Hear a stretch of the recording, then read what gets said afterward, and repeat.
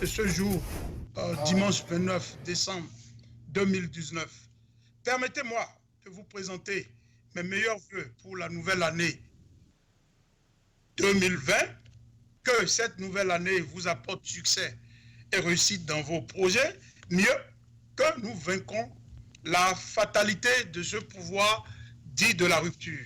Aujourd'hui, nous avons le plaisir de recevoir depuis notre studio de Washington, D.C., un habitué de ce plateau, le président Bertin Corvi, qui va réagir au discours du chef de l'État, Patrice Talon, sur l'état de la nation. Mais avant ce temps du jour, nous allons ouvrir une parenthèse par rapport à la dernière émission qui fait toujours couler polémique. Et notre dernière émission relative, je disais donc à la problématique de la résistance qui continue d'alimenter beaucoup de polémiques, et nous allons consacrer environ 20 minutes à faire des clarifications sans langue de bois. C'est une bonne chose d'ailleurs d'avoir comme guest ce soir le docteur Corvi pour débattre autour de cette polémique. Je remercie tous ceux qui se sont rapprochés de moi pour savoir plus autour de cette problématique. Docteur Corvi, bienvenue dans cette émission et je vous remercie encore une fois d'avoir accepté notre invitation pour discuter de toute l'actualité et surtout pour opiner sur l'adresse à la nation du chef d'État. C'est l'honneur que vous faites de m'inviter. Merci beaucoup, docteur Corvi. Et comme je l'ai dit à l'entame, nous allons tout de suite discuter de la problématique de la résistance au sein de la diaspora qui fait couler vraiment beaucoup d'encre. À l'entame, je l'avais annoncé, et donc réagissez rapidement par rapport à cette problématique qui continue de défrayer la chronique de la diaspora béninoise à l'extérieur. Vous avez la parole. Alors, cher Aruna et Suleiman, moi je suis de ceux qui croient que tout linge sale doit se laver en famille. Le linge sale doit se laver en famille. J'ai Maxwell Dauphin. Et aujourd'hui, je me rends compte qu'en fait, il s'appelle Olivier Dossou dans les luttes. Il y a au moins dans les plateformes européennes. C'est vrai que j'ai fait 6 mois de prison entre-temps. Je n'ai jamais su que le groupe de la résistance en Europe s'est divisé entre-temps. C'est vous qui me l'avez appris sur votre émission. Je voudrais juste dire une vérité. J'ai été sollicité par mon frère et ami, Léon Soumbadi, pour participer aux assises de Paris. Ce que j'ai fait. Et par Skype, j'ai donné mes félicitations et mon message. Et par la suite, je crois, il y a de cela une semaine, j'ai été sollicité par le même Léon Soumbadi, que je salue au passage, pour mobiliser au titre de la diaspora au niveau de l'Amérique latine, c'est-à-dire les pays de l'Amérique latine, ma zone de résidence. Donc, j'ai donné aussi, alors, dire que j'étais à l'AG de Paris, je vous ai bien dit que j'y étais pas. Par contre, j'ai donné mon accord de principe pour mobiliser par rapport à la résistance, ou que ce soit entendu que mes audios parcourent le monde entier. Quand je vous ai écouté, et quand j'ai écouté M. Olivier, bon, il y a demande à mieux expliquer les fondements même de nos actions. Parce que quand j'ai écouté M. Olivier Dossou, j'ai compris certaines choses que je n'avais pas compris. Je suis même dans des questions. Parce que vous m'avez amené à comprendre la valeur de certains qui sont dans le même comité que nous, que je ne connaissais pas et dont je ne connais pas la capacité de mobilisation. Mais ma question, un Suleiman Harouna, qui a tout le temps mobilisé aux États-Unis, un commis coutier qui parcourt les États-Unis pour mobiliser. Et un certain nombre de personnes ressources n'ont pas été cooptées comme nous on a été cooptés. Une chose est certaine, je ne me suis jamais rendu à Paris pour les AG. Ça, je vous l'ai dit et je vous le confirme encore. Mais être coopté pour mobiliser pour la résistance, oui, j'ai été coopté. Tout ce qui me surprend aussi, attendez, ce qui me surprend, c'est des informations que M. Dossou a données, mais vous m'avez laissé sur ma soie. Vous n'avez pas donné plus d'informations parce que, à vous écouter, j'ai eu la vague impression que nous étions instrumentalisés. Oui, docteur Convi. Et j'aurais aimé, oui. Docteur Convi, d'accord. Je vais vous faire... je vais vous dire toute la vérité aujourd'hui. Au fait, la question aujourd'hui, la problématique, on ne va pas du tout, je dis bien du tout, tourner, on ira droit. Le problème est très simple.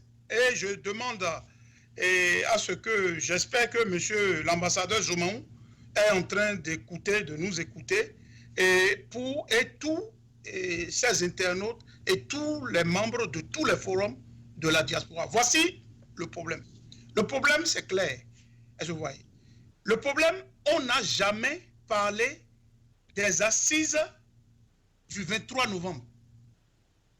Quand vous parlez de mobilisation, Roumbadi Léonce, puisque c'est de lui qu'il s'agit, nous a approchés et nous lui avons donné le soutien, pour participer à ces assises. Il nous a dit que voilà, il y a des assises et il savait que je venais avec Juste et Ouensou. Donc, le problème ne se pose pas au niveau des assises du 23 novembre. Ça a été un succès, nous avons applaudi et on n'a jamais parlé de ça. Il faudrait que tout le monde ici, et je parle en particulier à l'ambassadeur Zomaou qui a réagi et d'une façon pas du tout souple par rapport à une démarche où il allait nous approcher pour demander vraiment des explications davantage. Donc, je répète et je martèle très fort que nous n'avons pas et nous n'avons pas l'intention et nous n'avons jamais parlé des assises du 23 novembre 2019 qui a connu la participation vraiment, de plusieurs Béninois de la diaspora et même de l'intérieur. Donc, on n'est pas en train de parler de ça. Et pour ces assises, j'étais pratiquement, j'ai eu l'honorable Djenouté, j'ai eu Agbessi. Le problème ne se pose pas à ce niveau. Que ça soit clair. Le problème se pose, la problématique que nous avons posée, comment dirais-je, est posée par rapport à cette mascarade d'assemblée constitutionnelle du 21 décembre à l'AGK à Paris. C'est deux choses différentes. Il faut qu'on fasse la nuance. Et cette assemblée qui a été appelée assemblée constituée a abouti à ce que nous sommes en train de dénoncer, c'est-à-dire à un bureau, à une coordination fédérale où ils ont mis des noms, ils ont nommé des noms. Des gens comme toi n'ont pas été contactés. Des gens comme Ruffin, Somaou, honnêteté, politique l'oblige, n'a pas été contacté. Il a vu son nom comme tant d'autres, et sur ce chiffon. Donc, c'est de ça qu'on parle. C'est de ça, c'est cette méthode, c'est cette, non, j'ai pas fini, c'est cette supercherie que nous sommes en train de dénoncer. Donc, il faudrait qu'il y ait une dichotomie, une différence claire. On parle de ce que Roubadi a annoncé en catimini et qui a eu la participation, je dis bien, d'une dizaine de personnes et qu'il a voulu imposer à toute une diaspora. C'est ça le problème. Donc c'est ça que Olivier a dénoncé, c'est ça que plusieurs personnes qui ne voulaient pas peut-être avoir le courage de dire les quatre vérités ont dénoncé à travers les inbox. Ça là, c'est très clair. Donc c'est de ça, c'est cette problématique que nous sommes en train de discuter. Donc l'ambassadeur Zomaou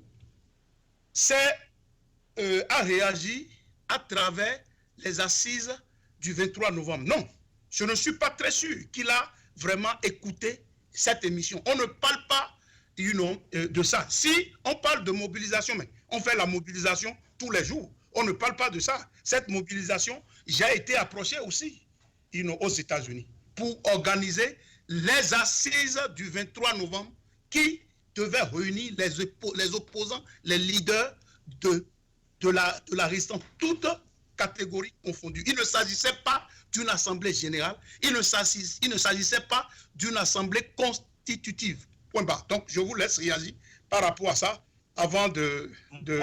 Oui, moi je voudrais dire une chose. Je me souviens bien, je crois que ça doit être le 15 décembre, où Léonce Roubadi m'a contacté pour dire qu'il y aurait danger, en tout cas à la suite de la première rencontre de Paris, pour décider de la suite de comment est-ce que l'opposition, la résistance va s'organiser. Et m'a dit, je le répète encore, il propose me mettre dans la position de l'Amérique latine pour mobiliser pour l'Amérique latine. Et j'ai donné mon accord de principe. J'ai dit oui. Mais ceci étant dit, je n'étais pas à l'âge. Maintenant, ce que je ne comprends pas, mais que 10 personnes se soient réunies pour décider au nom de toute la diaspora. Mais ne vous ont-ils pas contacté, vous autres, pour vous dire qu'ils veulent parler au nom de la diaspora? Parce que la diaspora, on ne peut pas parler de diaspora sans parler de Omar Haruna, sans parler de Suleiman Haruna, sans parler d'un certain nombre de personnes. Mais est-ce que vous n'avez pas été, et ne vous ont-ils pas dit qu'au nom de la diaspora, un certain nombre de personnes veulent se réunir pour faire un bureau et utiliser chacun selon ses capacités? Parce que moi, Kaobi, même si on me met sur la Lune, mon travail aujourd'hui, c'est connu, mais c'est de mobiliser le peuple, de lui parler. Alors, que je sois à Paris, à l'AG, ou que je n'y sois pas, une chose est sûre, on m'a dit qu'on avait besoin de mes compétences et j'ai dit oui. Maintenant, votre émission m'a quand même permis de me poser des questions parce qu'effectivement, je ne savais pas qu'il y avait eu seulement 10 personnes à cette assemblée-là. Je ne savais pas combien de personnes il y avait eu. Je ne savais pas que vous, voilà. Suleiman Haruna, voilà. Vous n'étiez pas, voilà. Vous n'étiez pas mêlé à ça. Maintenant, ma question, est-ce que ces travaux-là ont été seulement faits par ces 10-là ou bien c'est un travail qui a été fait à Paris en novembre et que les 10 ont terminé par ça, peut-être des 10 qui ont fait un travail au nom de tout le monde?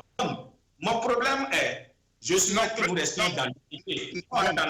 Je vous arrête tout de suite parce que quand je vous ai contacté, vous étiez surpris de voir votre nom sur, comment dirais-je, sur cette liste. Et c'est vous qui m'aviez dit aussi que l'ambassadeur Zomaou n'était pas associé. Ça, c'est clair. Donc, c'est-à-dire, ce que nous sommes en train de dire ici, on ne peut pas être associé, écoutez, on ne peut pas être associé, informé d'une telle démarche. Et maintenant, nous allons et comment dirais-je, dénoncer cette supercherie. Donc, je ne pense pas, le débat n'est pas à ce niveau. Ce que nous disons, on n'est pas en train de parler des assises du 23 novembre. Il y a eu, on a vu que Humbadi a informé l'opinion, a peuplé les réseaux sociaux pour dire que voilà, il y a un bureau fédéral de la diaspora qui est né. Et voilà, c'est tout, c'est tout. Et nous disons que c'est de la supercherie, c'est du faux, c'est tout. Et même vous, vous n'étiez pas au courant. Non, mais c'est la vérité, il faudrait qu'on puisse dire la vérité dans ce pays. Laissez-moi vous dire la vérité. Vous m'avez appelé et je vous ai dit, je n'y étais pas. Au fait, j'ai retrouvé la liste sur les réseaux sociaux. Et je vous ai quand même dit, j'ai été sollicité pour l'Amérique latine comme Zomawa a été sollicité pour l'Amérique latine. Mais c'est sur les réseaux sociaux que j'ai vu la liste. Voilà, mais donc c'est de ça. Moi-même, je viens de vous dire que Humbadi m'a tellement appelé et finalement, il m'a aussi dit de mobiliser et je devais venir. Le débat n'est pas à ce niveau. Le débat n'est pas en train de dire qu'on ne vous a pas assisté pour mobiliser. On associe tout le monde, non. Mais on dit que ce qui a été fait le 21 décembre est totalement en dichotomie avec ce qui a été fait le 23 novembre. Et que le 21 décembre, ils ont pondu un bureau qui est un bureau illégal. Une dizaine de personnes a pondu un bureau et a mis des noms clandestins et a chapeauté ces noms par des noms ressources. Et on dit que ce n'est pas normal. Et c'est de ça. Et quand j'ai vu ça, j'ai fait le devoir de vous approcher pour vous dire que, mais est-ce que vous êtes au courant? Vous m'aviez dit non, que vous étiez aussi surpris de la même façon que Rufin Zomaou. C'est la vérité, point barre. Ça dit, c'est de ça qu'on parle. Donc, si aujourd'hui, Olivier Dossou et M. Aruna parlent de ça, donc n'essayons pas de faire un misleading. Et c'est toujours le même Humbadi qui a l'habitude de faire ces choses-là. Je dis que nous sommes ici, au niveau de la diaspora. Nous n'avons jamais, il ne faudrait pas que les gens nous mêlent à cette prostitution politique qu'ils ont l'habitude de faire, prendre de l'argent chez des leaders pour essayer de distraire les gens. La diaspora crédible ici ne va pas accepter ça. Et c'est ce qui se passe depuis l'arrivée de ce Humbadi. Ici, c'est fini. Il y a pratiquement la possibilité de cette diaspora est pratiquement par terre. Et ceci se fait en combinaison avec des leaders ici qui financent cela et qui ont une certaine façon de faire du chantage et de prendre cette diaspora en otage. C'est ça la vérité. On connaît notre probité. Donc, c'est de ça.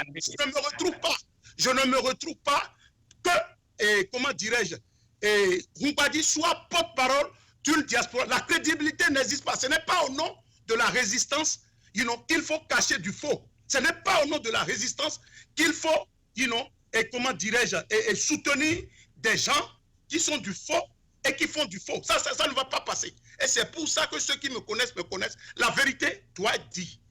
Donc, c'est ça. Je ne me retrouve pas dans un... Ils peuvent comment dirais-je, former un bureau, les amis de Humbadi, etc. Il a fait le PLP ici.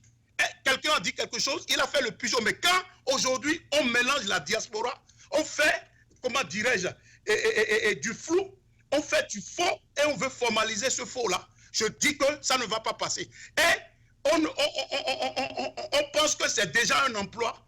Et maintenant on est instrumentalisé par des leaders qui sont ici au niveau de la diaspora. Mais ce n'est pas possible. Qu'on me dise aujourd'hui que vous, Bertin Corvi, vous êtes le leader, soit le président de la résistance ici au niveau, comment dirais-je, de la diaspora, le problème ne va pas se poser. Parce que nous avons vu quand même votre lutte.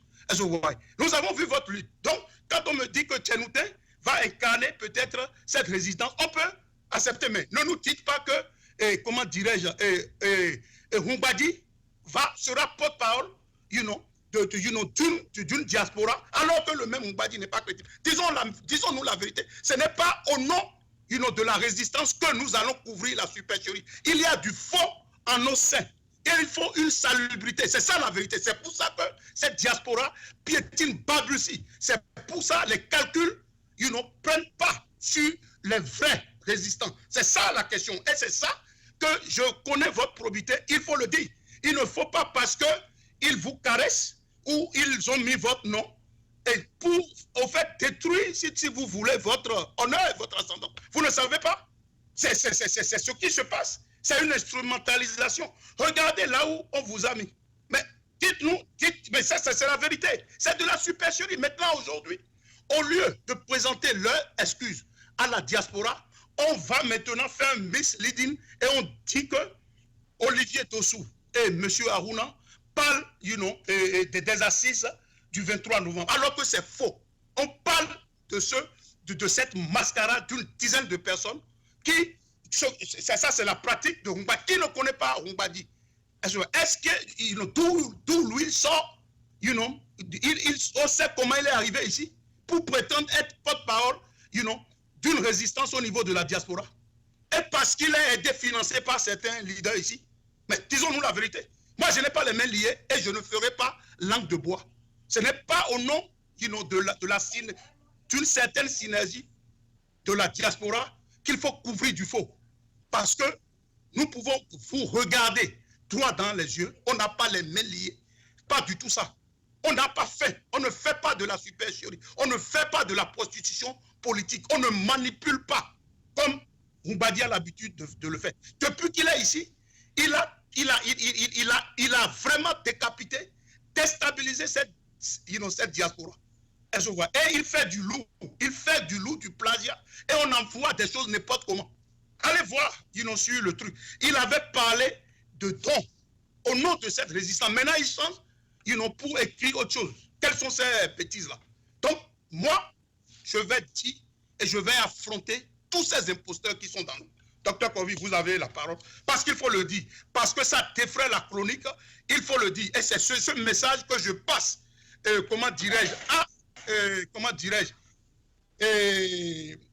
Somaou qui dit que, qui parle de nous, comment dirais-je, dans un style pas du tout, comment dirais-je, cordial, dans un style très irrespectueux. Il allait seulement venir nous demander. Maintenant, il dit que, bon, voilà, il y a des gens. Mais comment? Lui, il était où? Léon Humbadi était où quand les Amoussou Bruno étaient arrivés? Mais on ne les a pas vus. Il faut demander à la brave, Mariette. Ça, c'est la résistance, ça. Mais il faudrait qu'on se pose des questions. Il faut qu'on sache qui est qui dans cette résistance. Monsieur Bertin Kovi, vous avez fait le combat, vous avez payé le prix. On connaît votre combat. Ne vous laissez pas souiller, si vous voulez, avec cette façon de faire. Ne vous laissez pas souiller. Et c'est ce que l'histoire va retenir. Je vous assure. Aujourd'hui, nous voulons vraiment être crédibles dans la lutte qu'on mène contre Talon. Il ne faudrait pas que demain, on ait porte-parole. Après, on va dire, voilà, lui, il a fui le pays.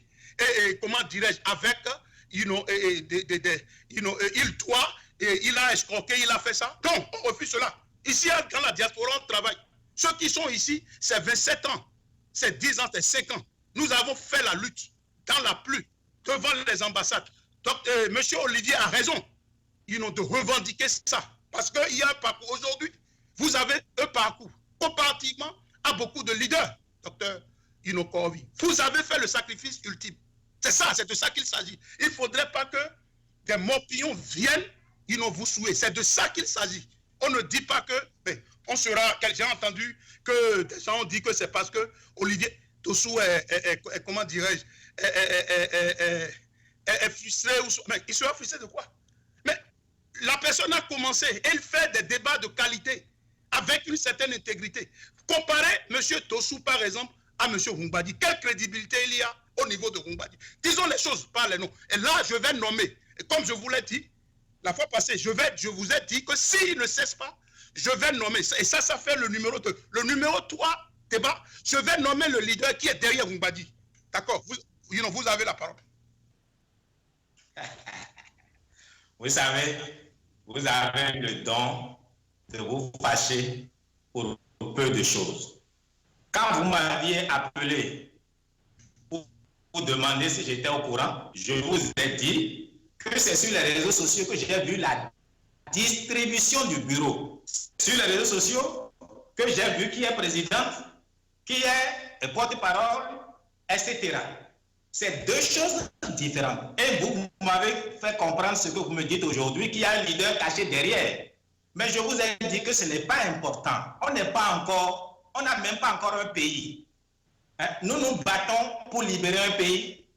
Pourquoi vous voulez que je me préoccupe d'une manipulation qui est derrière? Moi, même si on me mettait chauffeur de M. Aruna pour libérer le Bénin, M. Aruna, je vais vous conduire. Je ne me préoccupe pas de qui s'arroge le travail que nous avons fait. Vous avez raison, hein, parce que nombreux m'ont appelé, comme vous, pour me dire qu'Obi, tu ne peux pas être là, et qu'on nomme une autre personne président de la résistance dans la diaspora. Un autre m'a appelé pour me dire, vous ne pouvez pas être là, et qu'on nomme un autre porte-parole de la résistance. Il y a eu plusieurs qui m'ont appelé, mais je n'ai pas réagi. Vous aussi, vous m'avez appelé, vous avez fait vos analyses. Oui, le bureau et la distribution des postes, je l'ai découvert sur les réseaux sociaux. C'est vous qui me l'avez même envoyé. Quand vous l'avez envoyé, j'ai lu et j'ai eu mes tiens, telle personne présidente, telle personne ceci, telle personne trésorier, telle personne.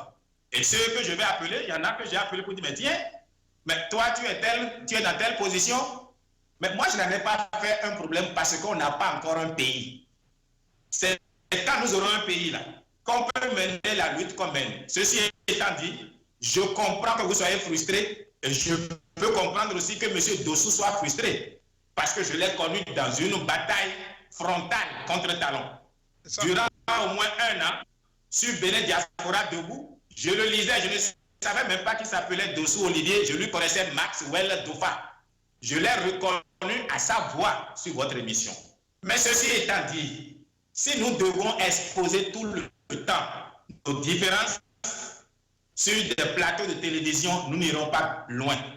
Parce que moi, vous n'êtes pas le seul à vous désoler de ce qu'on m'a mis au niveau seulement d'une session au niveau de l'Amérique. Mais moi, ça ne me gêne pas, puisque mon rôle, c'est de mobiliser. Même si on me mettrait sur la Lune, je vais continuer par faire ce que je sais faire. C'est pour ça, je me suis étonné, et je vous l'ai dit aujourd'hui quand on parlait, de ce qu'il n'y avait pas besoin de faire une émission sur ça. Et vous m'avez dit non, qu'il y a un agenda caché derrière. Moi, j'attends votre troisième émission pour comprendre l'agenda caché et savoir à quoi m'en tenir.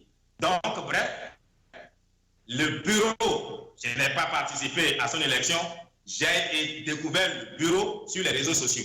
D'ailleurs, j'ai même reproché à Léonce Boumbadi, mais qu'on expose le bureau sur les réseaux sociaux.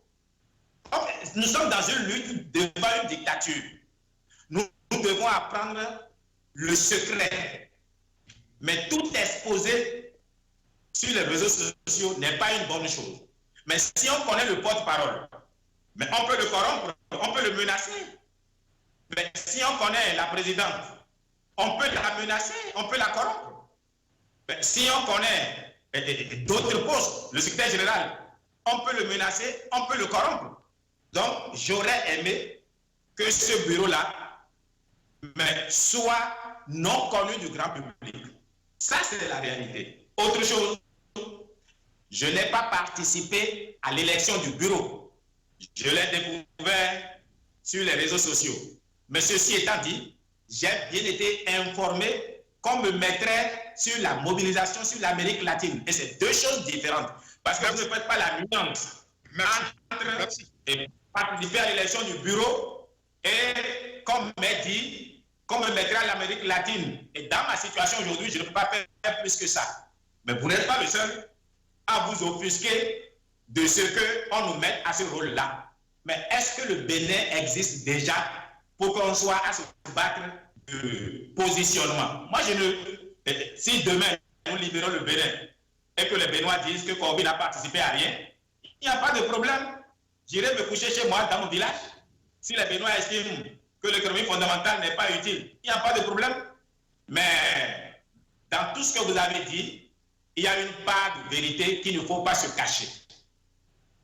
La part de vérité est, quand j'ai repris effectivement le bureau, je l'ai lu, bon, j'ai trouvé quand même des bizarreries dans le bureau.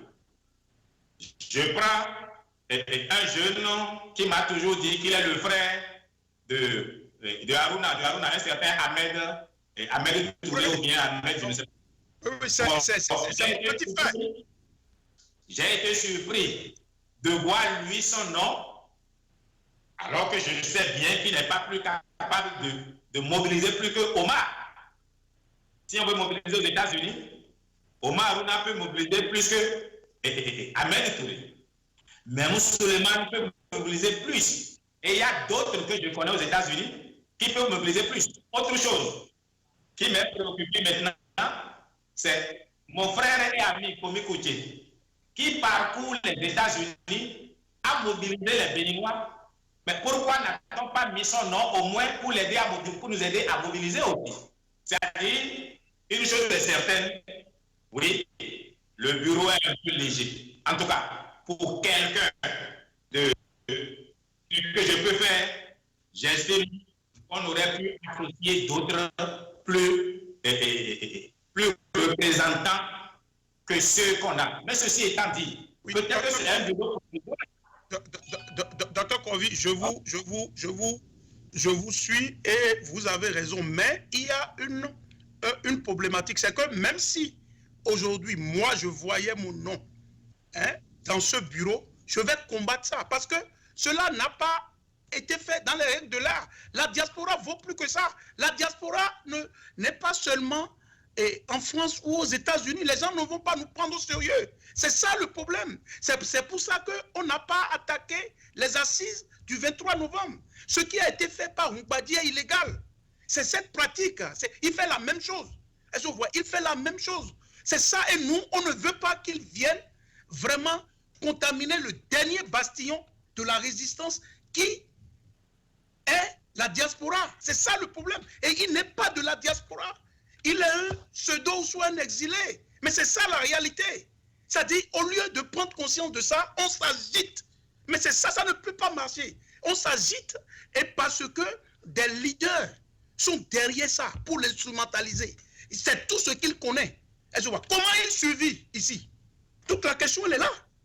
Mais c'est ça que je veux que mes compatriotes qui sont dans les réseaux sociaux, dans les forums, comprennent. Nous, on n'a pas les mains liées. Ce que nous avons, nous l'avons fait à la sueur de nos fronts. Et nous avons fait le travail comme vous.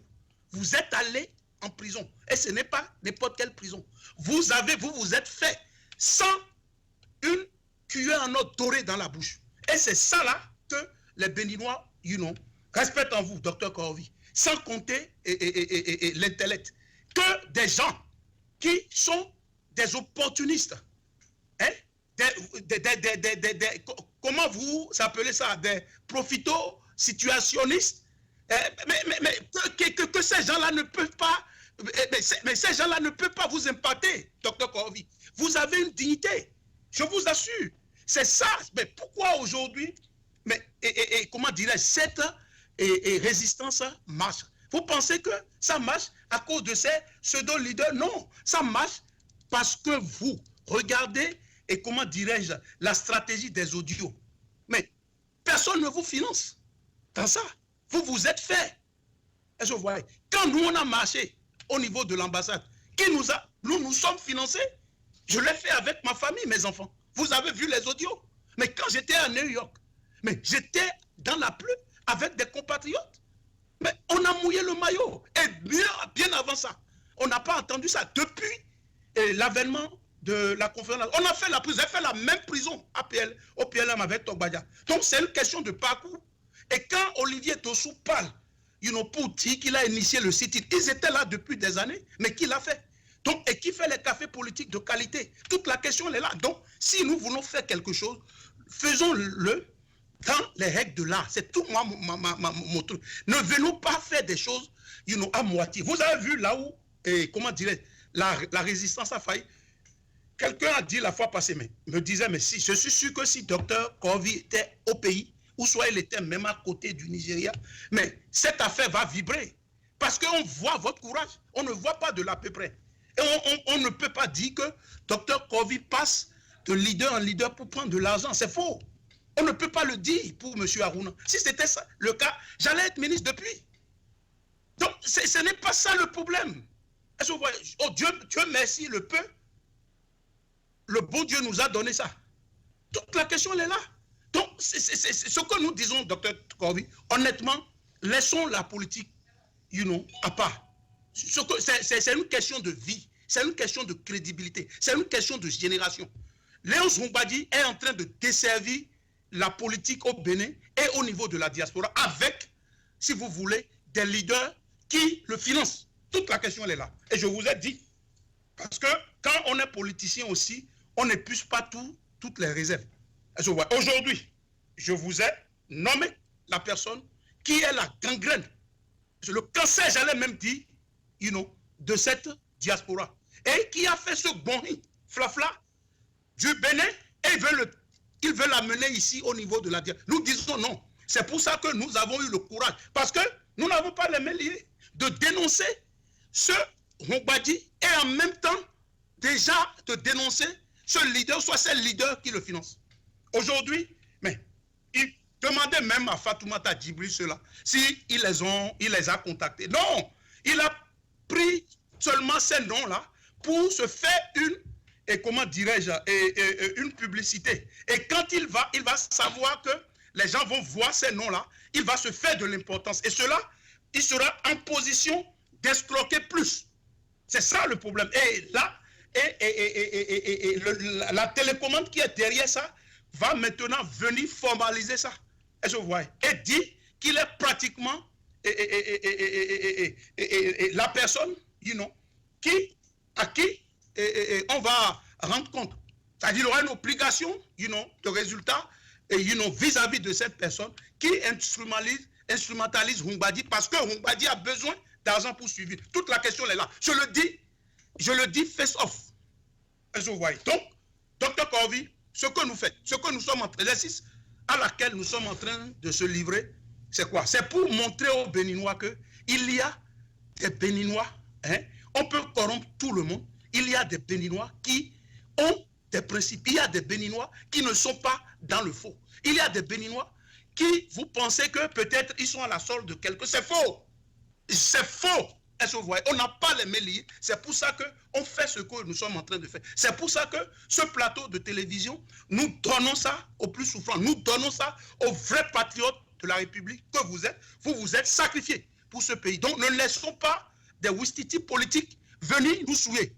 Et ça, appelez le nom mettez le manteau de Mbadi, mais ça va pratiquement et souiller toute votre lutte. Toute la question, elle est là. Il y a une question de crédibilité qui se pose ici. C'est ça le problème. Est-ce que vous voyez? Et ce n'est pas un hasard quand je comprends la position d'un certain Adjavon, Sébastien, par rapport, si vous voulez, à certains au niveau de la résistance. Parce que quand vous voyez des trucs comme ça, ce n'est pas possible. C'est de la prostitution. Et c'est du n'importe quoi. Surtout au niveau de cette catégorie, qui se disent militants, est-ce que vous voyez, seulement pour marchander, et de certains leaders qui sont qui ont des compromissions partout, est-ce que vous voyez, et qui ont participé hier avec le même régime. Aujourd'hui, qui n'ont pas la crédibilité pour lutter devant, parce que le peuple se dit, mais on va changer les mêmes pour les mêmes. Toute la question est là, il y a une question de crédibilité. Vous et moi, on n'a jamais fait le gouvernement Yahi. Peut-être Corvey a été toujours indépendant. La preuve, on a vu l'action que vous avez posée, pour, comment dire, quand il s'agissait du tandem Patrice Talon et de Lionel Zissou. Donc c'est ça, ce profil, et ce principe, et cette nouveauté que nous venons prôner. C'est ça le problème. Maintenant, il y a des jeunes, parce que ils sont habitués à des pratiques peu orthodoxes et ils le font et ils veulent souiller et comment dire tout un ensemble qui jusque-là est crédible. Donc ça, je vais m'arrêter là-dessus pour dire et spécialement à l'ambassadeur Ruffin que nous n'avons pratiquement rien contre lui.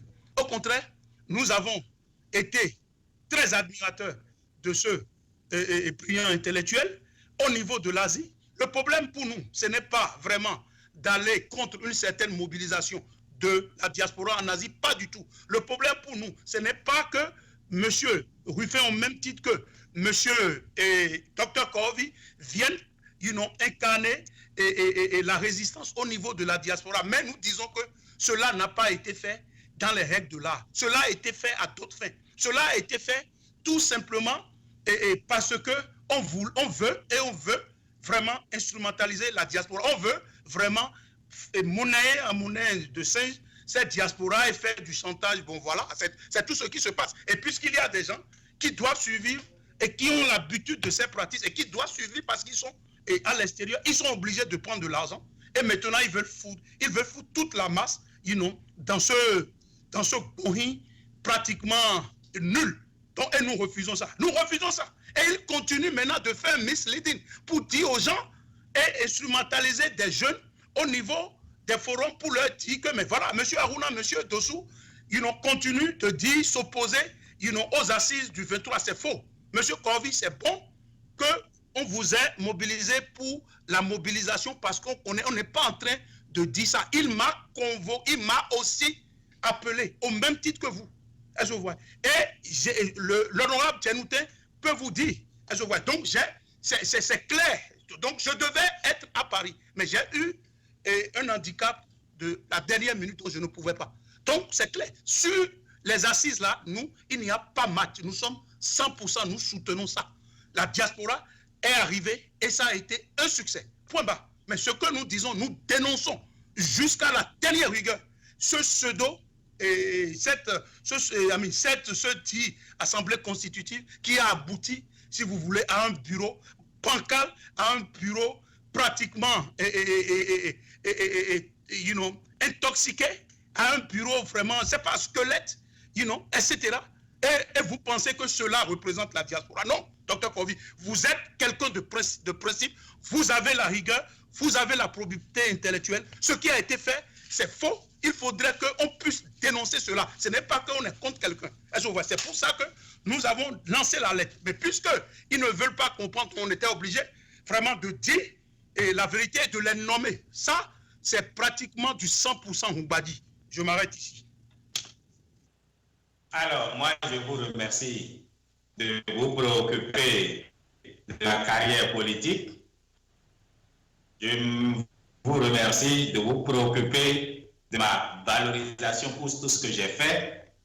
J'ai reçu plusieurs personnes qui se sont effectivement surpris du bureau. Et je vous le répète encore ici, quand vous m'aviez demandé si j'ai été associé, je vous ai dit non.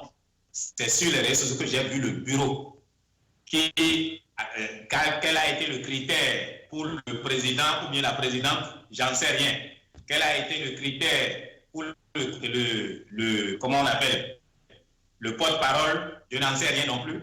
Moi, ce que je sais, on m'a demandé et on m'a dit qu'on me mettrait par rapport à la mobilisation pour l'Amérique latine. Comme on a dit la même chose à mon frère et ami Zomaron, pour mobiliser par rapport à l'Asie.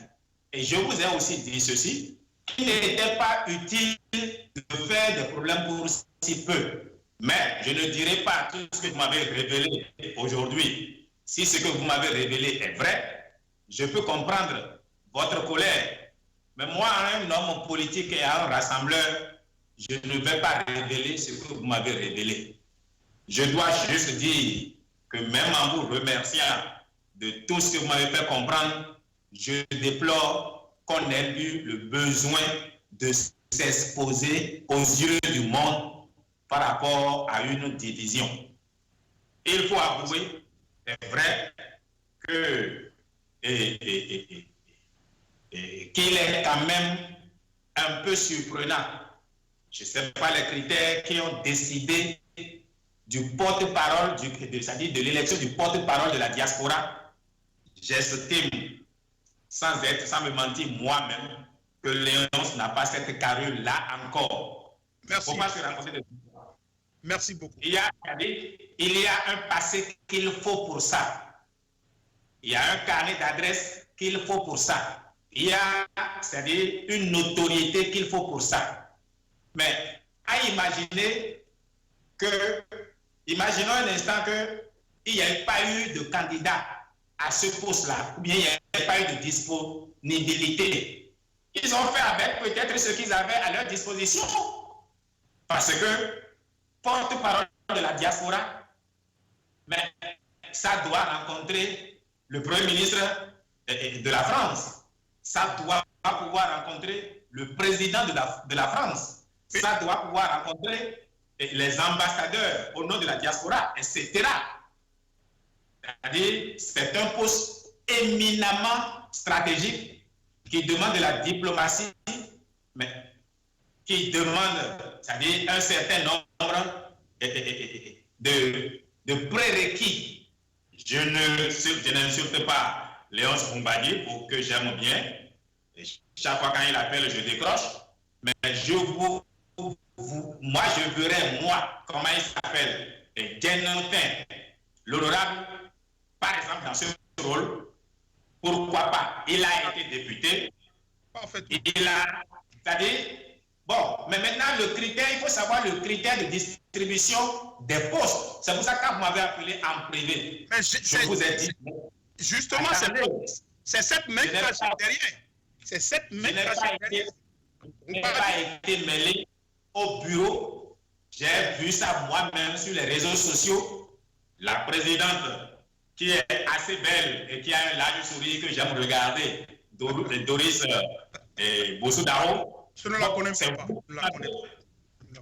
Bon, c'est une juriste qui est bien formée, ça c'est sûr. Mais c'est vous qui m'avez fait comprendre que c'était elle la présidente. Et j'ai vu, bon, les critères de choix, je ne les connais pas. Et je vous l'ai dit, je n'ai pas été mêlé à la formation du bureau.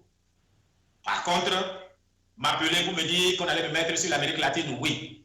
Mais quelque part, quand je prends du recul et j'analyse aujourd'hui les faits, quelque part, vous n'avez pas tort. En Mina, on dit État Nanaïs. On dit quoi? État Nanaïs, je pense que c'est un clos. Là, on fait le chapeau au genou. Non, au Tekbado Gengbe ou Gaintolo.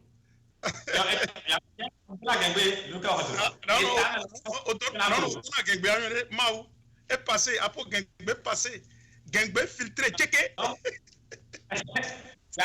Mais maintenant, ceci étant dit, ça ne devrait pas être un problème. Moi, le seul problème que j'ai eu, ce sont vos révélations par rapport à la main cachée derrière. Je n'en fais pas un problème. Je continue de faire ma lutte pour le peuple béninois. L'histoire va se révéler et va révéler cette main cachée-là. C'est ça et qui a eu une main cachée. Absolument. Donc, moi, je vais vous demander juste de mettre la balle à terre. Le problème que nous avons est trop sérieux pour qu'on aille dans cette dispute-là. Parce que si le bureau n'est pas représentatif, mais le bureau ne pourra rien faire, justement. Le temps va montrer que le bureau est joué.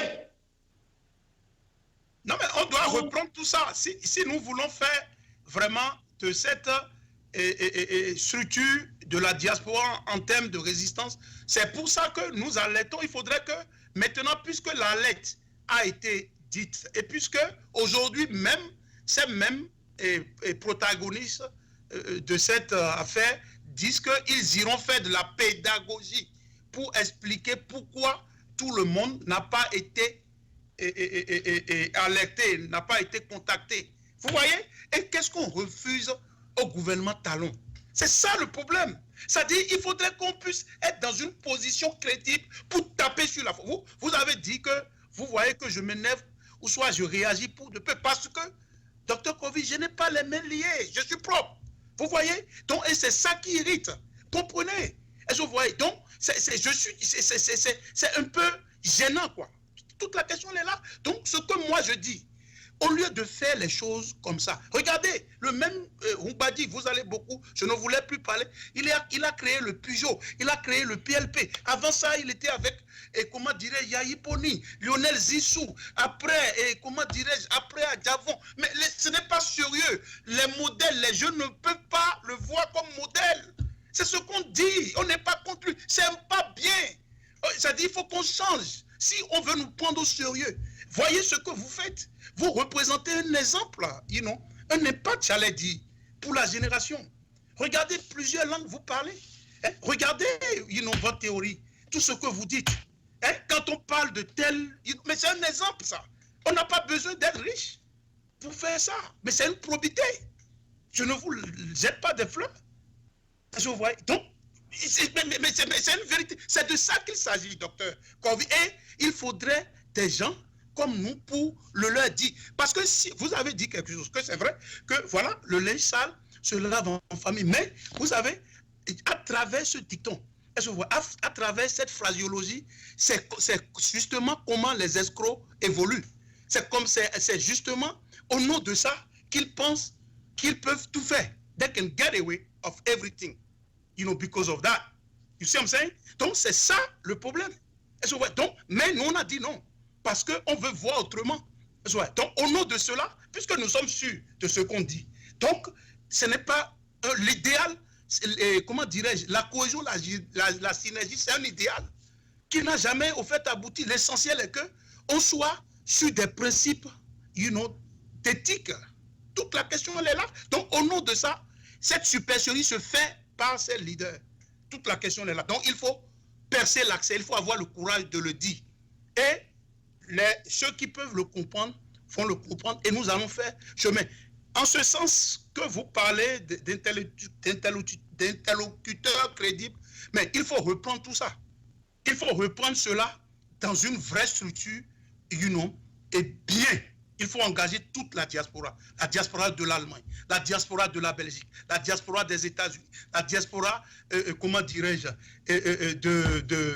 du Canada, la diaspora de Londres, etc., le Nigeria, la Côte d'Ivoire, le Sénégal. Donc, tout ça diaspora. Faisons ça pour qu'on soit vraiment fort. C'est ça. Je refuse de l'à peu près. Je refuse de la supercherie.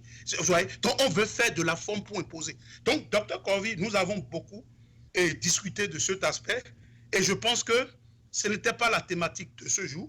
Nous allons vraiment très rapidement aborder la thématique qui est au fait le décryptage du discours à la nation du chef de l'État. Je suis content que les jours à venir vont vraiment nous donner beaucoup de réflexion et nous allons mieux organiser cette diaspora puisque la lettre est donnée et nous avons dit ce que, nous a fâchés.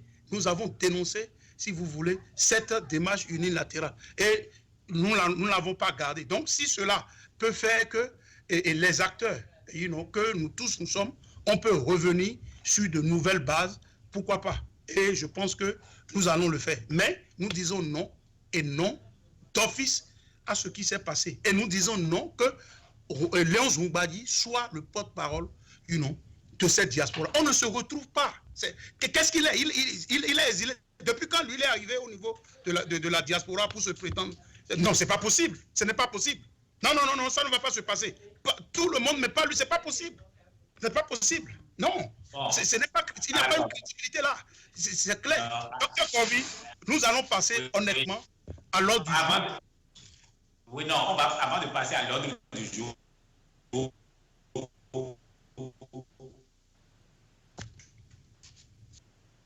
Oui. Moi, je voudrais... Là, on a fait une heure à parler du Bénin et de... Alors, moi, je voudrais dire ceci. Je serai toujours un homme consensuel. Je suis de ceux qu'on piétine, mais qui ne crient pas. Je vais vous faire une confidence. Au nom du Bénin, au nom de l'opposition ou de la résistance, j'ai tout sacrifié. Mais quel Béninois je n'ai pas défendu à travers des audios? Quel Béninois devant une injustice ne m'a pas vu derrière, alertant le peuple? C'est vrai. Mais aujourd'hui, je crois que je devrais être en droit de recevoir le soutien de ceux qui, s'ils mangent 3 boules d'akassa, peuvent vous partager ne serait-ce qu'une seule boule avec moi. Mais ils ne sont pas nombreux. Pourtant, je ne me plains pas, parce que la lutte, nous la faisons pour les générations futures. Nous préférons la misère, la disette, la faim, mais dans la dignité, que l'abondance, l'argent, dans la soumission. Moi, beaucoup de jeunes et beaucoup de personnes sont sortis de la prison. Et leur langage a changé. Et ça étonne le peuple. Ça ne doit pas vous étonner. À moi-même qui vous parle, par 3 fois en Guinée équatoriale, il m'a été proposé de rejoindre la barque des vainqueurs pour avoir droit à la liberté, avoir droit à un peu d'argent, etc. J'ai dit pourtant non. Alors que j'aurais dû être libéré le 20 mai, je n'ai été libéré que le 6 octobre. Ça, là, je vous le dis aujourd'hui parce que vous me posez à parler. Donc, bref, tel que la résistance est organisée, il est difficile d'espérer une victoire. Merci beaucoup. Parce que nous n'avons pas de leader, nous n'avons pas de financement de ceux qui sont tombés, nous ne soutenons pas de ceux qui sont tombés et nous ne devons pas être surpris de les voir rejoindre la rivière. Maintenant, moi, je suis un homme spirituel et je vois avec les yeux du cœur et non avec les yeux physiques. Et je vous ai dit depuis le 6 octobre, Talon est fini et ce régime est fini. Alors, ceux qui n'ont pas les mêmes dispositions que moi, je demande qu'on cesse de les critiquer parce que personne ne s'est préoccupé de comment est-ce qu'ils vivaient en prison. Personne ne s'est préoccupé de comment est-ce qu'ils vivent depuis qu'ils sont sortis de prison, que les gens ne se mettent pas à les insulter. J'ai entendu l'autre écervelé, mon frère et ami, l'autre Kwenou, qui trouve le besoin de m'insulter. Je peux le comprendre. Quand vous sortez de la prison et que vous n'avez plus rien, il est très facile d'insulter ceux qui sont restés dignes pour que ceux qui vous ont mis en prison vous fassent des cadeaux. Aujourd'hui, il accuse Adjavon de l'avoir mis en prison. Non, Adjavon ne l'a pas mis en prison. Adjavon a été instrumentalisé pour que Talon le mette en prison. Il a bien dit pire que ça sur Adjavon. On ne l'a jamais arrêté. C'est quand il s'est mis à critiquer Talon qu'on l'a arrêté. Et il doit vous dire que je lui avais dit que s'étant associé à Talon, même si Talon faisait mal, lui ne lui appartenait plus de parler. Il faut savoir rester ferme dans ses bottes. S'il a choisi de suivre le diable, il faut qu'il reste avec son diable. Eh bien, il ne m'a pas écouté. Il s'est mis à insulter Talon, alors qu'il n'était pas différent de Talon lui-même. On l'a mis en prison. Bref, c'est pour vous dire, et je suis déjà dans l'état de la nation, notre pays est malade. Notre pays est malade de son opposition et de sa résistance. Notre pays est malade des gouvernants.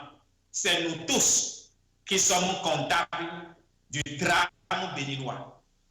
Et l'opposition et ceux qui se disent résistants et le gouvernement, nous sommes tous responsables de la catastrophe que nous vivons. Le Bénin est un pays qui est ruiné. Mais quand le président Talon a fait son discours, quel homme politique en dehors de nous autres, et que certains jeunes ont eu le courage de sortir des chiffres et de dire que c'est faux. Mais vous attendez quel détour dans un tel contexte? Vous n'avez rien. Donc, s'en prendre à Humbagi, qui veut être porte-parole de la diaspora, non, vous le taquinez. Ce n'est pas Humbagi. C'est parce qu'il n'y a rien. C'est parce que ceux qui peuvent occuper cette position-là se cachent sous leur lit. Mais quand Humbagi a dit la place est vide, je l'occupe. Donc, laissez Humbagi et laissez le reste.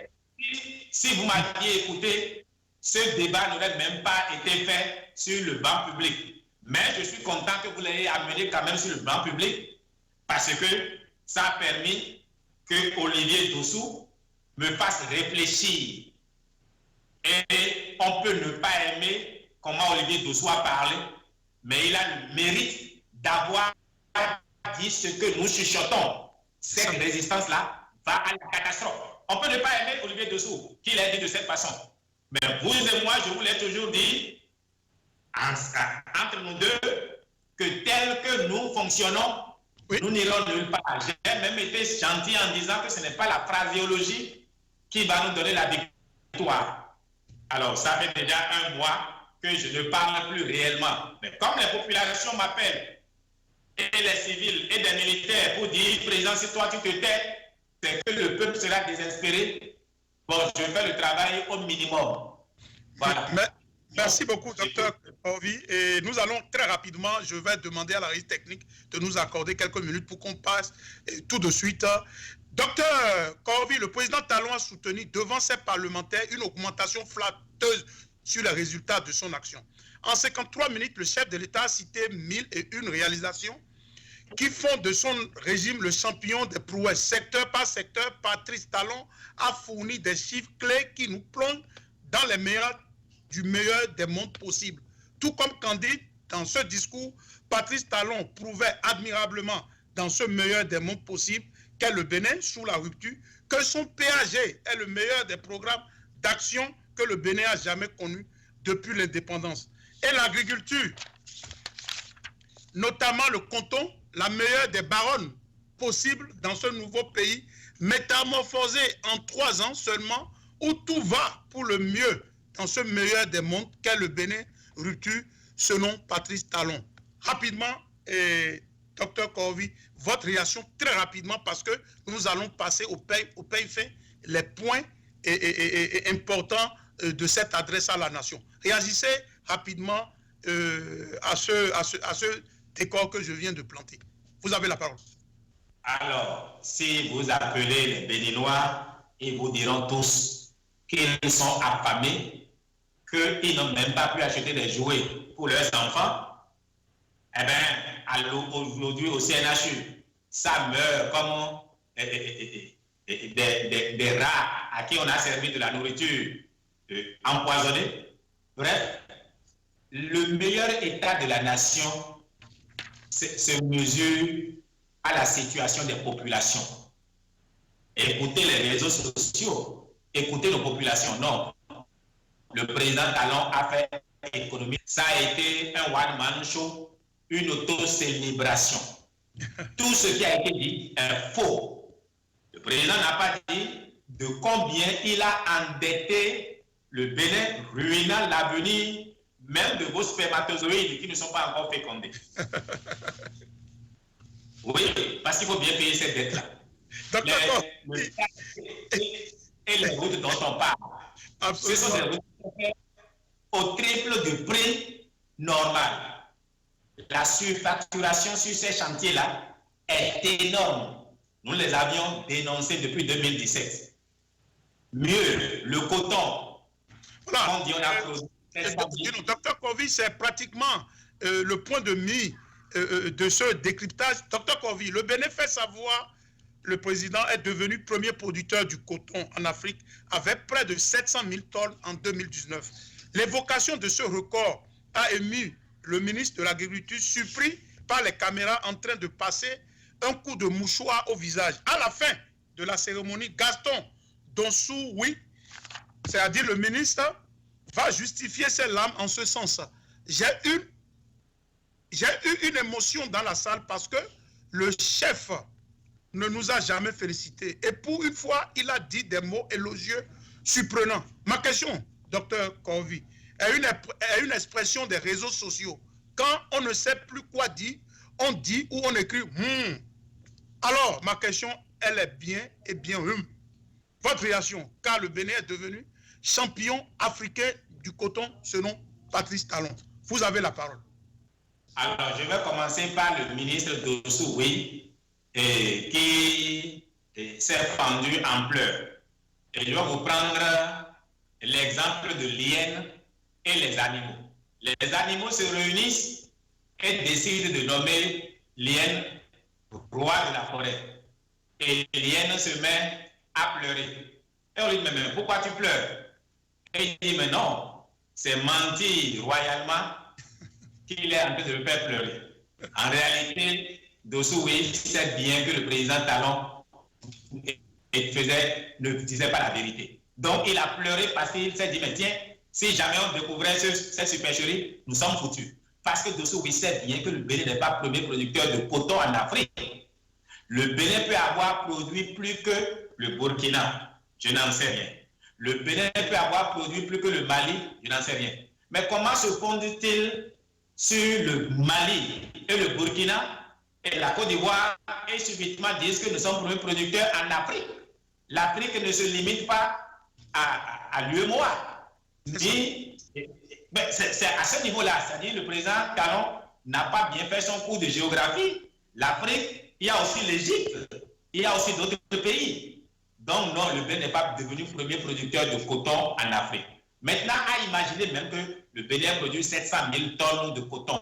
C'est même la source de la catastrophe économique que nous vivons. J'ai toujours dit que selon l'économie fondamentale, toutes choses restant égales par ailleurs, c'est Thérèse Paramus, toutes choses restant égales par ailleurs, plus le Bénin produit du coton et plus il y aura de la pauvreté et au village et dans les villes. Plus le Bénin produit du coton, plus il y aura de pauvreté au Bénin. Pourquoi? Le coton tel que géré au Bénin n'est pas une production économique pour le Bénin. Le coton produit au Bénin est une production économique pour la bourse de Liverpool et pour les pays qui achètent ce coton-là pour le transformer en fibres et en tissu. Le coton au Bénin ne crée pas de la valeur ajoutée. Au contraire, le coton au Bénin est la source du chômage qu'il y a au Bénin. Si on m'avait dit que le Bénin était devenu premier producteur de riz, j'aurais applaudi. Premier producteur de maïs, d'igname, de manioc, de haricots, j'aurais applaudi. Mais ils ont dit que le Bénin est le deuxième producteur en matière de céréales au niveau de l'UEMOA. Ça, c'est aussi des chiffres à vérifier. Mais ça, c'est faux. Le Nigeria est le premier producteur.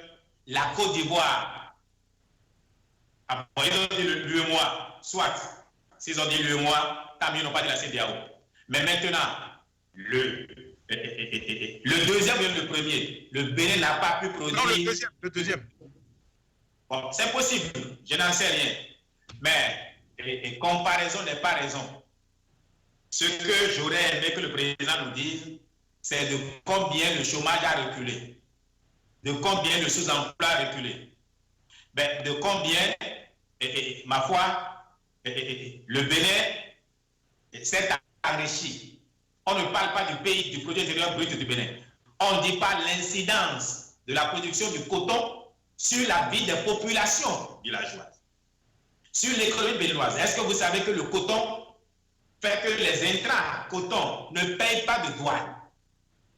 En réalité, 700 000 tonnes de coton, c'est Talon et compagnie qui doivent danser. Et je suis content pour eux qu'ils aient fait une bonne affaire. Mais le Bénin, certainement pas. Le Bénin n'a rien gagné dans la production du coton. Non, au contraire. Sinon, il n'y aurait pas une telle misère dans les villages. En tout cas, moi, malgré mon exil, les populations n'arrêtent pas de m'appeler pour demander 10 000 francs, 15 000 francs. Des populations où on produit du coton.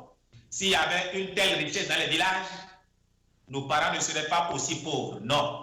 Le coton, moi, président, justement, docteur Corvi, je vais renchérir un peu ce que vous dites. Je rappelle ici que je suis ingénieur en génie civil et en infrastructure, spécialement en infrastructure maritime. Je peux apporter un peu une démonstration technique par rapport à ces 700 000 tonnes de coton produit. C'est que le problème, c'est quoi? S'il y a eu 700 tonnes de coton produit, ça veut dire quoi? Ça veut dire que il y a eu, disons, 25 000 conteneurs de 20 pieds qui ont quitté durant toute l'année, c'est-à-dire qui sont sortis du port de Cotonou. Et 50 000 40 pieds qui sont sortis de Cotonou. Et ça, on peut vérifier ça. Et je challenge le gouvernement pour sortir ce trafic. C'est très important. Et comment dirais-je, nos investigations, même bien depuis que, avant que le régime s'installe, j'ai eu à travailler avec l'une des plus grandes compagnies maritimes ici, le Transsystème.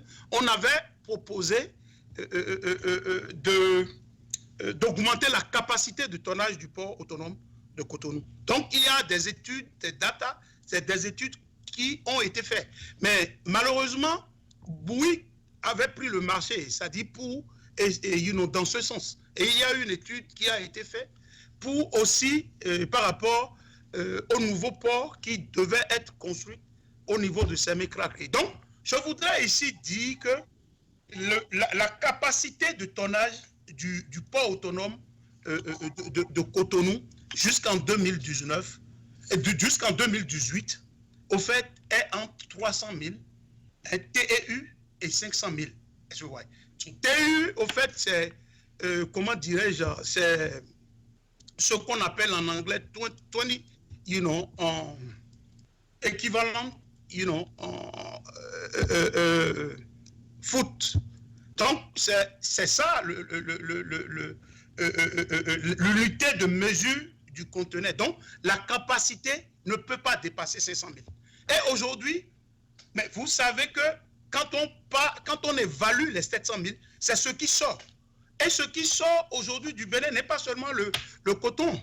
Il y a, comment dirais-je, il y a il y a d'autres choses qui sortent. Si vous prenez la production sec, qui est le ciment, tout ça, ça c'est l'import. Quand vous allez prendre la production liquide, le vrac liquide par exemple, tout ça là, c'est englobé de ça. Mais je parle de l'aspect conteneur. Et le port de Cotonou, c'est ce qu'on appelle un RORO. Donc, il y a une prédominance en ce qui concerne le trafic des visages et des voitures usagées. Donc, pour déterminer sa capacité, on prend cet aspect. C'est-à-dire, on prend, ces caractéristiques qui sont propres au port autonome de Cotonou. Et on évalue. Donc, c'est en fait un port qui a, disons, pratiquement 30% en matière de conteneurs. Et ces 30% sont entre 300 000 TEU et 500 000 TEU. Et cela, ce n'est pas seulement la production du coton. Est-ce que vous voyez? Il y a d'autres productions qui quittent le Bénin dans des conteneurs. Donc, si on me dit que c'est 700 000 seulement pour le coton, il y a un problème. Il y a un problème parce que le tonnage aujourd'hui ne dépasse pas 500 000. On n'est jamais allé à ce maximum-là. Je vois. Et si le gouvernement veut challenger, on n'a qu'à nous sortir les références de ces 50 000, comment dirais-je, conteneurs. Il faut seulement faire les maths. Un conteneur de 20 pieds prend pratiquement 28 tonnes. C'est le poids, c'est-à-dire c'est la capacité en matière de tonnage. Et on nous dit 700 000 tonnes. Et maintenant, la capacité, c'est 300 000. C'est 300 000. Les références, les commodités, comment dirais-je, sur le plan international, il y a, comment dirais-je, le département américain ici d'agriculture a toujours qualifié, a toujours vu le Mali et le Burkina Faso, où leur production annuelle tourne autour de 300 000, 325 000 tonnes. Et ils ont, vous pouvez aller consulter les statistiques, ils ont toujours donné 185 000 à 200 000 tonnes au Bénin. Le Bénin est pratiquement deuxième, troisième, pas dans l'Afrique, mais dans l'Afrique, comment dirais-je, de la CEDEAO. Donc, maintenant, comment subitement le Bénin aujourd'hui peut tout de suite devenir le premier producteur du coton? Moi, je challenge cette personne qui a sorti ces chiffres. Et nous allons challenger. Qu'ils me disent, les statistiques sont là, il faut aller voir la capacité de tonnage du port de Cotonou en matière de conteneurs. Et quand nous prenons tous les trafics là, ce n'est pas seulement le coton. Ce n'est pas seulement le coton. Donc, il faut que le gouvernement puisse apporter les preuves de ces 700 000. Et quand moi, j'ai fait mes calculs et avec une projection, même si on admet que ça fait 500 000, ça touche, et les statistiques ou les projections touchaient les 500 000 TEU, mais on n'est même pas, à une capacité, on est à peine à une capacité de 480 000. Mais où c'est, moi je ne vois pas. J'ai fait toutes les simulations. Ce n'est pas possible. Donc, sur ce plateau, je mets ma crédibilité vraiment sur ce plateau et je challenge le gouvernement pour nous dire comment ils ont pu avoir ce chiffre de 700 000. Et maintenant, sur le plan politique, le gouvernement Patrice Talon nous a dit que le jour où ils sont en train, leur projection, c'est entre 350 000 et 400 quand ils ont pris le pouvoir. Mais ils n'ont jamais dit qu'on ira jusqu'à 700 000. Et en 2018, quel record on a? On ne nous a jamais produit un report, si ce n'est pas au niveau international qui dit que c'est 185 000 tonnes. Mais pourquoi brusquement en 2019, on dit qu'on est allé à 700 000 tonnes? Ce que le Burkina et le Mali, ils n'ont jamais fait. Toute la question est là. Cela ne s'est jamais passé. Est-ce que vous voyez? Donc, sur cet aspect-là, il faudrait qu'on soit vraiment clair. Donc, nous allons revenir sur une émission spéciale, où nous allons produire vraiment toutes les statistiques. Je les avais ici, mais le temps qui nous a imparti et passe à sa fin, parce que nous avons empiétré vraiment sur ce débat au niveau de la diaspora. Mais nous n'allons pas laisser Dr Corvi partir et sans parler, comment dirais-je, de la fermeture de la frontière. Un autre point qui constitue une secousse pour la gouvernance de la rupture, c'est le choc provoqué par la fermeture des frontières du Nigeria depuis le mois d'août. À ce niveau, le président dit que cette situation nuisible aux activités de plusieurs de nos opérateurs économiques a cependant un des effets positifs. Il importe de retenir de ce choc exogène, c'est le président qui le dit, que les efforts de transformation structurelle de notre économie commencent à produire leurs effets.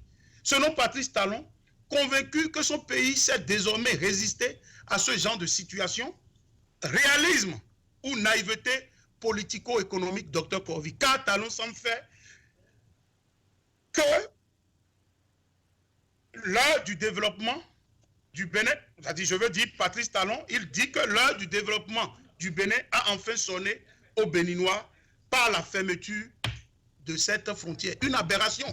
Vous avez réagi rapidement et le producteur Malik Sarr me fait signe que nous avons épuisé le temps qui nous est imparti. Mais je tiens à ce que vous réagissez et vous éclairez et nos compatriotes. Vous avez la parole. Notre cher Malik, qu'on ne présente plus, va nous accorder, même si c'est 5 minutes d'avantage.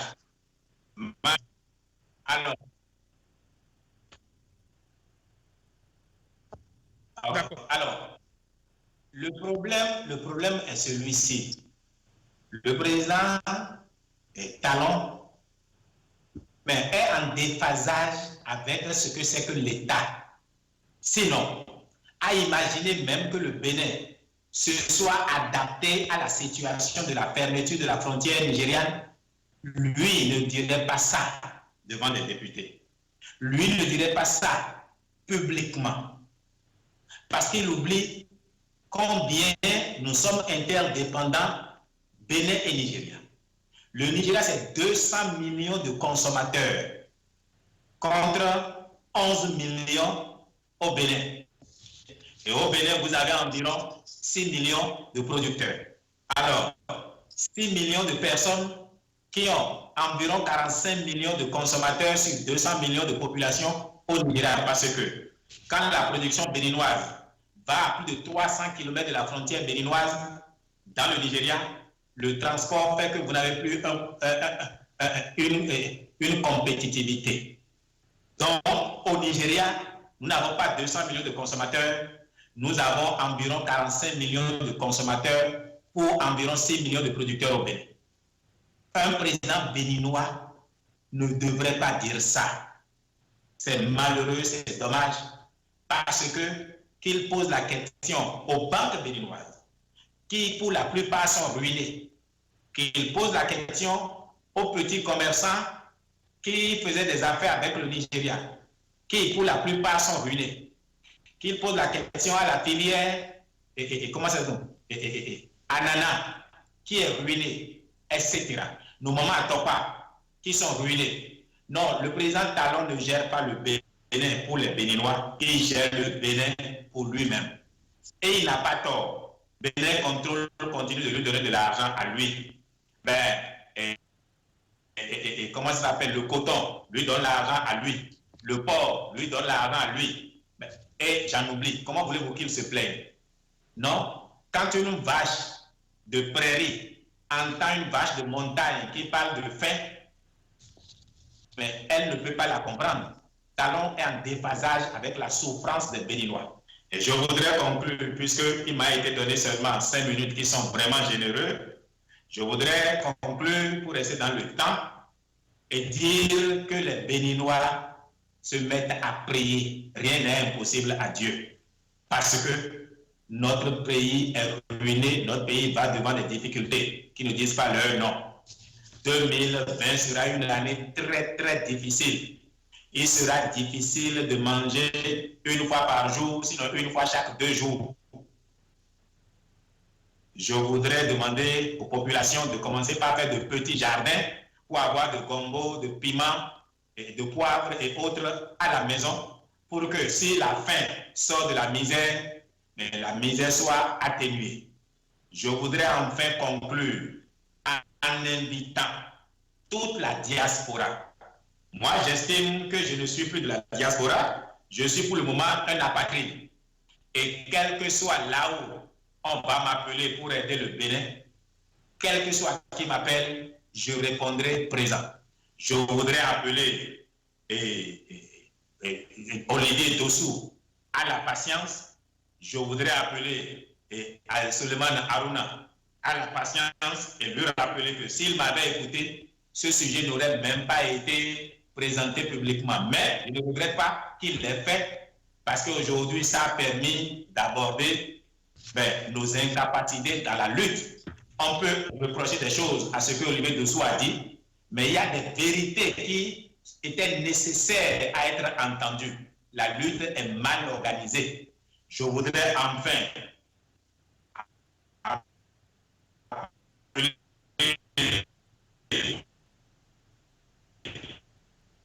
Léon Sokumbadi et en contact avec Aruna pour faire une émission, pour s'expliquer aussi, pour dire non, au fait, nous avons fait des erreurs, mais seule la volonté de bien faire nous animait. Peut-être qu'il n'y avait pas de leader voulant assumer ces rôles-là. Ils se sont retrouvés tout seuls, obligés de le faire. Donc, il faut, le plateau doit leur être ouvert pour qu'ils s'expliquent. Mais trouver le besoin de dénigrer les uns les autres, ce n'est pas utile.